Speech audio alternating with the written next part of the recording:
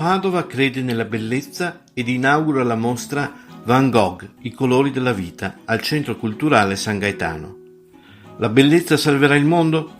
Visitando questa mostra ne sarete convinti.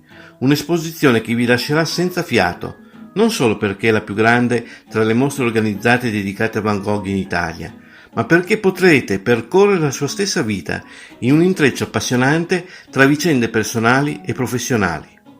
Una mostra che solo pochi mesi fa era in dubbio a causa del Covid-19 ed invece le stringenti normative anticontagio vi permetteranno di godervi questo spettacolo come mai avreste potuto fare.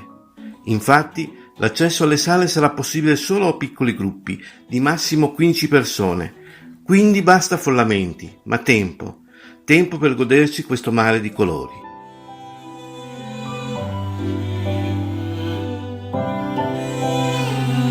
Ma andiamo ad ascoltare colui che è l'artefice di questo spettacolo. Parliamo di Marco Goldin, curatore della mostra.